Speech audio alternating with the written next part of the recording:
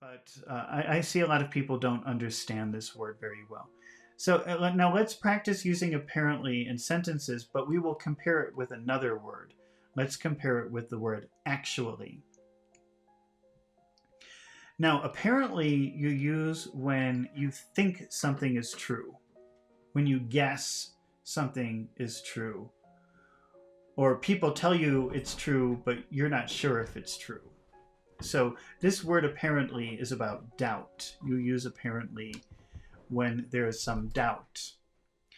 And you use the word actually when you want to tell somebody an interesting fact. It's like saying, oh, you didn't know this, or you probably don't know this. This is probably new and interesting information for you, but... Okay, let's try using it. So let's imagine that Lisa wants to go to the store. It's pretty late. It's 9 p.m. It's 9 o'clock at night. And she believes the store closes at 10. When she arrives at 9, the store is closed. Now, let's make a why not Lisa go shopping question in the past. Why not? How would you make a why not Lisa go shopping question in the past? Why didn't she? Why didn't she go? Why didn't she go shopping? And here's the answer. The store closes at 9. That's the reason. Because the store closes at 9. Okay. Now, what if Lisa goes to the store and it's closed and she thinks, no, the store closes at 10. But that's a contradiction because the doors are closed.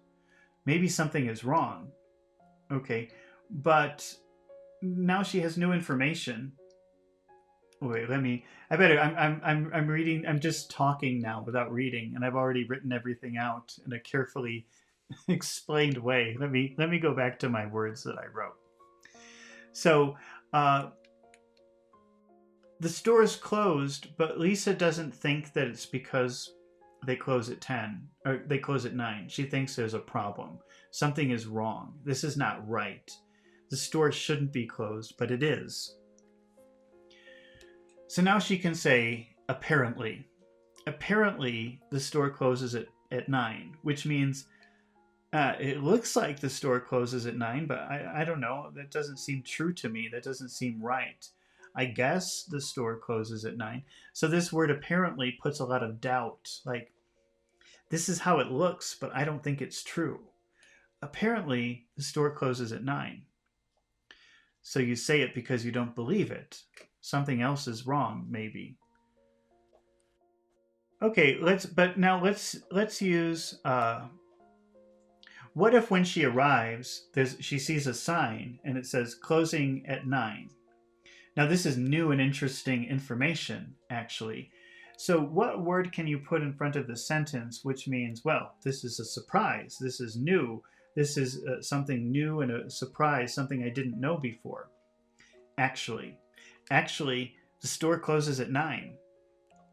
Actually, the store closes at 9. She didn't go shopping because actually the store closes at 9. Like, hey, you didn't know that, but the store closes at 9. You thought something different, but you're wrong. The store closes at 9. And if you say, apparently the store closes at 9, that's like, well, it was closed, but it doesn't look right. I don't know. It seems wrong to me. Okay, let's try another example, comparing apparently and actually. Here's a situation. Mike and John want to play soccer in the park, but they decided not to play soccer in the park. How will you make a why not play soccer question? Why didn't, or let's do it in the past. Why didn't they play soccer in the park? Here's the answer. It's going to rain. Now, what word can you put in front of that phrase which means, wow, this is a surprise. This is new information.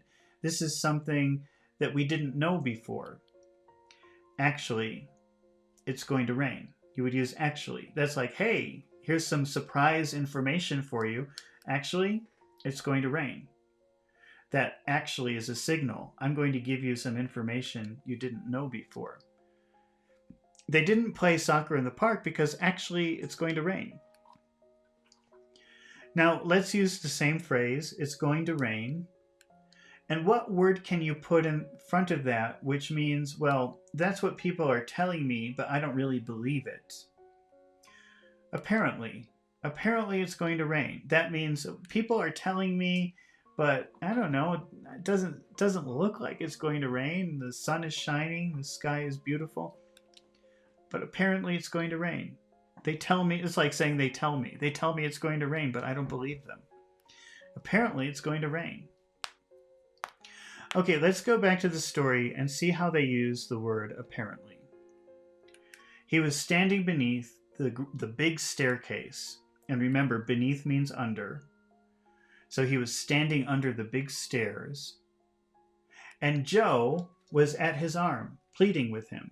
Please, please move from this spot. That's pleading with him.